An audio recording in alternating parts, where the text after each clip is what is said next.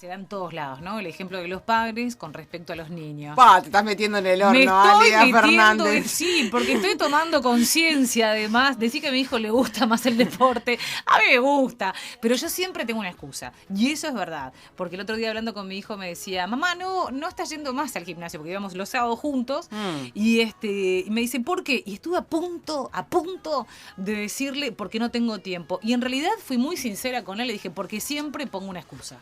Juro que dije eso. Bien. Juro que dije eso. Así que es verdad, cuántas excusas Sí. nos ponemos los adultos, ¿no? Y bueno, y de cuánto además influenciamos, y en este sentido, mal a los más chicos, ¿no? Hablando justamente del tema de hoy.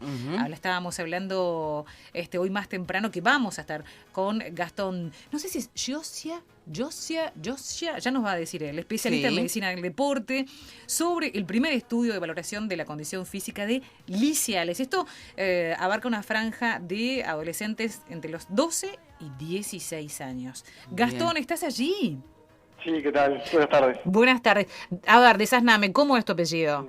Yosia. Josia, estaba bien. Bien, Pues, bien. Yosia está bien. Perfecto. Bueno, lo bueno creo que de realizar un estudio es saber la verdad, ¿no? Porque algunas veces dice, bueno, nos creemos que los adolescentes hacen poco ejercicio y demás. Bueno, por suerte ahora existe este estudio que puede revelar algo más certero.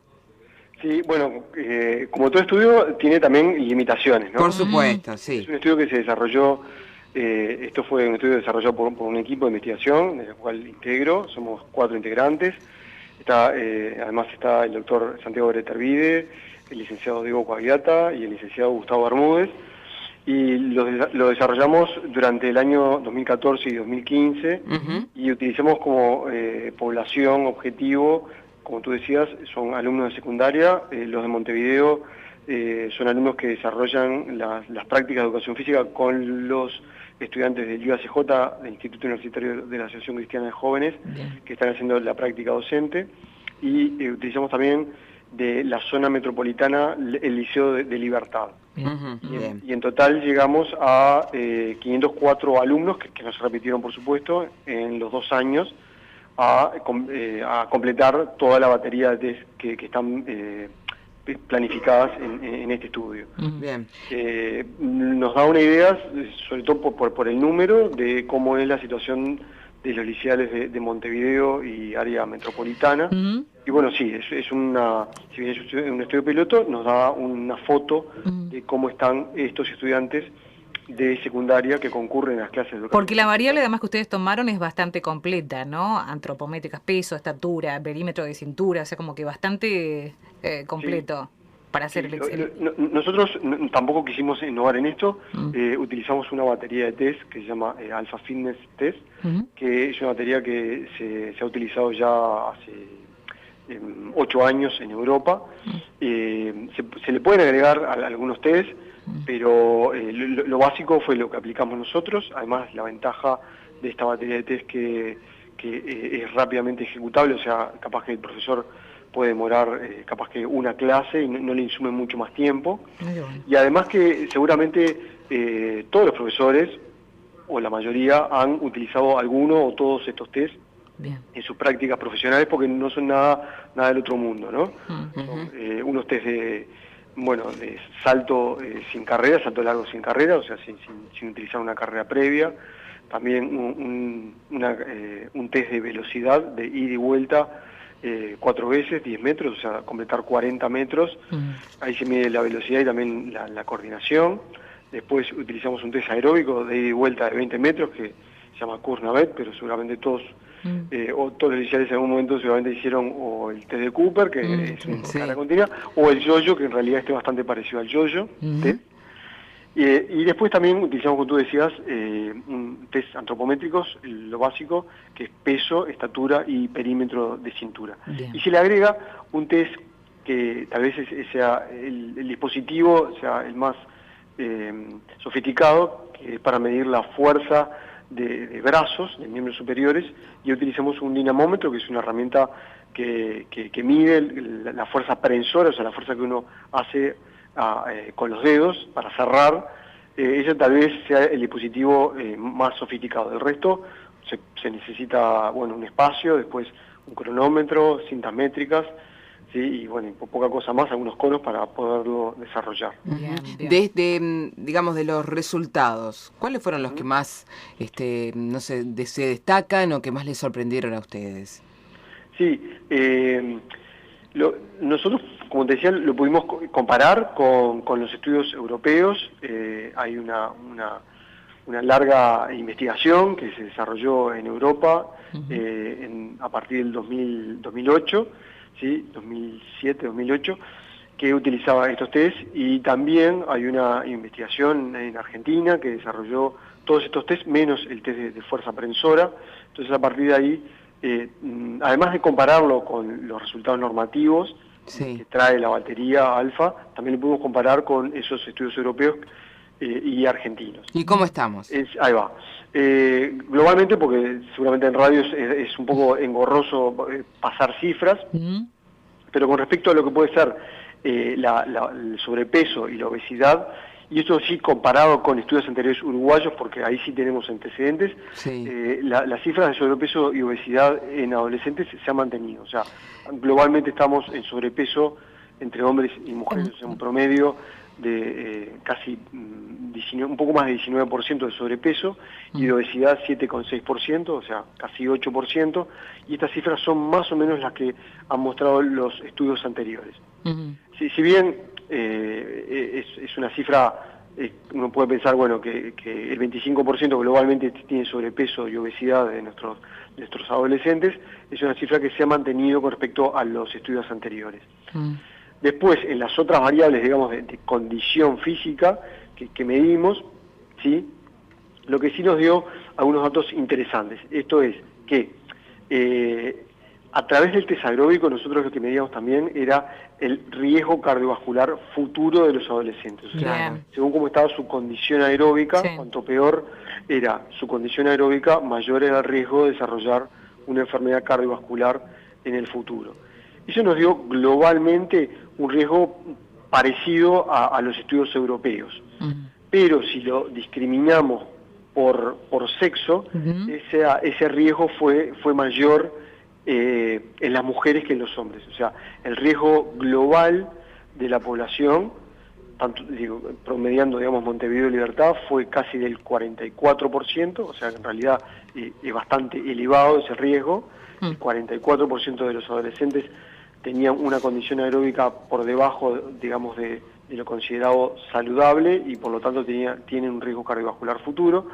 Pero si lo discriminamos entre hombres y mujeres, el riesgo cardiovascular en las mujeres es mucho mayor. O sea, estamos hablando casi un 70% en las mujeres. Eso significa que las mujeres, desde el punto de vista aeróbico, están bastante peor que los varones. Y bastante peor que también los estudios de referencia. El estudio nuestro tiene limitaciones en cuanto, bueno, ¿por qué se produce eso? No lo sabemos, se pueden especular algún tipo de motivos, pero eso todavía no estaba propuesto como objetivo de la investigación. Bien. Y después, en las otras variables, digamos, de fuerza y, digamos, fuerza y saltabilidad y coordinación, esto capaz que llevándolo a la simplificación, y capaz que una cosa que vemos en el fútbol es que somos más lentos, ¿sí? Y saltamos menos, ¿sí? Comparado con las poblaciones de referencia. O sea que somos, en los varones, por lo menos, un poco trotones, no está mal, pero en la parte de velocidad, coordinación y saltabilidad, saltamos menos. Estoy pensando, ¿sabes qué? Claro, Gastón, estoy pensando que somos uno de los países que tiene más escuelitas de baby fútbol en Latinoamérica. Y yo sé que el baby fútbol es baby fútbol, va de determinada edad, pero de todas maneras, ¿no? Ustedes toman este rango entre 12 y 16. Es como un poco como hasta contradictorio, porque yo lo que más veo los fines de semana son esos grupos que se dan o de rugby o de fútbol, interescolares o bueno, esos grupos que se forman, ¿no? Entonces, es como... Está muy bien tu pregunta, y siempre uno como investigador se tiene que plantear, bueno, ¿qué pasa acá? ¿Nos equivocamos o no? El tema es así, para que la actividad física o el ejercicio físico pueda generar un impacto sobre la condición física, hasta los 18 años uno tendría que hacer, o tendría que hacer actividad física casi todos los días de la semana, durante 60 minutos, ¿sí?, por día, en una intensidad moderada a intensa. Entonces, si bien puede ser que puntualmente nuestros adolescentes pueden realizar actividad física en sus clases curriculares y eventualmente algún otro tipo de actividad, posiblemente, y eso es una especulación, no estamos cumpliendo con lo que recomienda la Organización Mundial de la Salud en cuanto a lo que es el tiempo y la intensidad del ejercicio. O sea que sería todos los días. Esa es la recomendación. Esa es la recomendación. Por supuesto que esto no tampoco es un problema exclusivo de las clases de educación física. En la currícula a nivel internacional, la currícula, por ejemplo, de España también tiene 2 veces por semana, 45 minutos, 1 hora de actividad física por sesión. O sea, en sí probablemente sea el de generar una actitud positiva hacia la actividad física y después que uno, tanto niños, jóvenes, adultos, en el tiempo libre puedan dedicarle tiempo a hacer actividad física.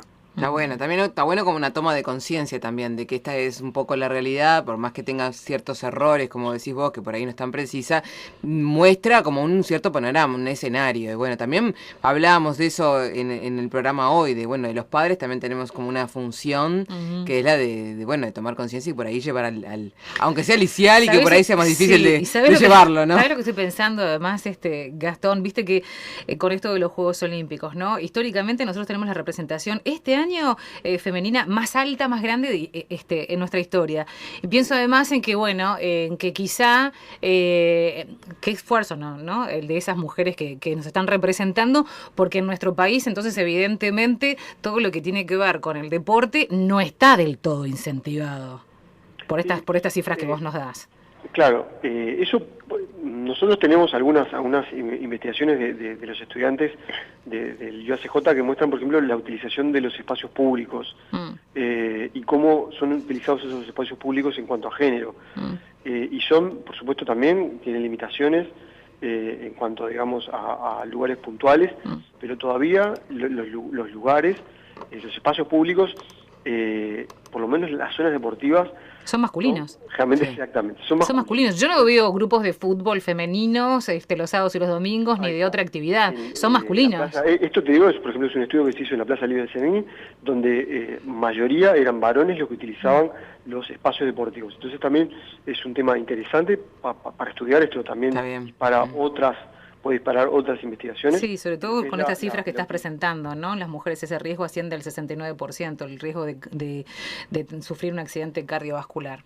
Así que está muy bueno. Entonces, para incentivar y poner un poco mayor ahínco en esa población, que es muy importante. Bueno, muy interesante, realmente te agradecemos este contacto.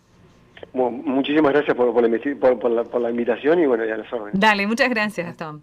Hasta luego.